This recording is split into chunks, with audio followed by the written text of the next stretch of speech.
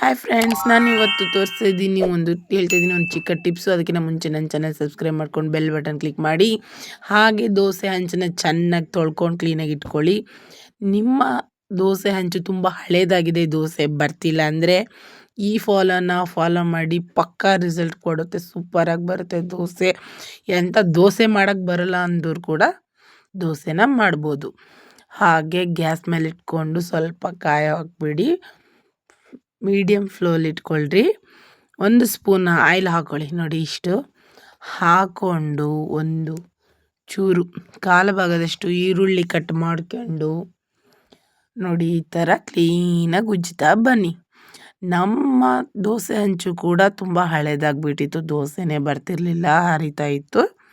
ಹಾಗೆ ಸ್ಕೂಲು ಕೂಡ ಮಕ್ಳಿಗೆ ಟೈಮ್ ಆಗ್ತಾಯಿತ್ತು.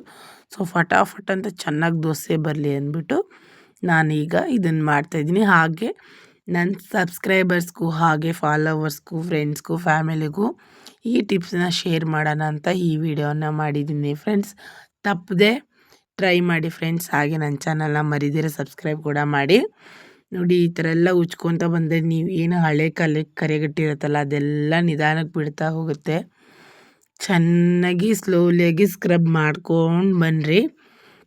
ಇದೆಲ್ಲ ಸ್ಕ್ರಬ್ ಮಾಡಿದ್ಮೇಲೆ ಅದೇ ಸೈಡಿಗೆ ಬ್ಯಾಡ್ ಆಯಿಲ್ ಇರುತ್ತಲ್ಲ ಅದೆಲ್ಲ ಬಿಟ್ಬಿಡುತ್ತೆ. ಆವಾಗ ಮತ್ತೆ ಒಂದು ಸಲ ವಾಶ್ ಮಾಡ್ಕೊಳ್ಳಿ, ಓಕೆನಾ. ನಾನು ಅದನ್ನ ಸ್ಕಿಪ್ ಮಾಡಿದ್ದೀನಿ. ನೋಡಿ ವಾಶ್ ಮಾಡಿ ಮತ್ತೆ ಇಕ್ಕಿದೆ. ಹಾಗೆ ಮತ್ತೆ ಮೇಲೊಂದು ಸ್ವಲ್ಪ ನೀರು ಹಾಕ್ತಾಯಿದ್ದೀನಿ.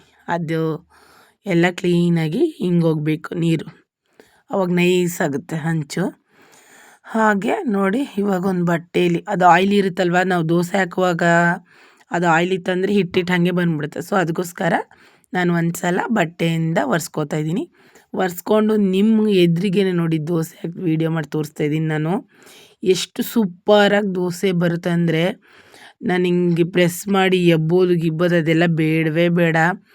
ಚಪಾತಿ ತಿರುವಾಕಿದ್ರೆ ಅಷ್ಟೇ ಸಾಕು, ಅಷ್ಟು ಸೂಪರಾಗಿ ಸಖತ್ತಾಗಿ ದೋಸೆ ಬರುತ್ತೆ. ನೀವು ಒಂದು ಸಲ ನೀವು ಈ ಥರ ಈ ಟಿಪ್ಸ್ನ ಯೂಸ್ ಮಾಡಿ ನೋಡಿ. ನಾನು ಹೇಳಿರೋದು ನಿಜನ ಸುಳ್ಳು ನಿಮಗೆ ಗೊತ್ತಾಗುತ್ತೆ. ಅಷ್ಟು ಸೂಪರಾಗಿ ದೋಸೆ ಚೆನ್ನಾಗಿ ಬರುತ್ತೆ. ನೋಡಿ ಇವಾಗ ನಾನು ತಿರುಗಿಸ್ತೀನಿ, ಹೇಗೆ ಅದು ದೋಸೆ ಬರುತ್ತೆ ಅಂತ. ಹಂಚಿಗೆ ಹಿಡಿಯೋದೇ ಇಲ್ಲ. ನೋಡಿ ನೀವೇ ನೋಡ್ಬೋದು ಎಷ್ಟು ಸೂಪರಾಗಿ ಬಂತು, ಸಖತ್ತಾಗಿ ಬರುತ್ತೆ. ಈ ಟಿಪ್ಸ್ನ ಯೂಸ್ ಮಾಡಿ. ಹಾಗೆ ಕಮೆಂಟ್ ಮಾಡಿ, ನನ್ನ ಚಾನಲ್ನ ಸಬ್ಸ್ಕ್ರೈಬ್ ಮಾಡಿ ಫ್ರೆಂಡ್ಸ್. Thank you.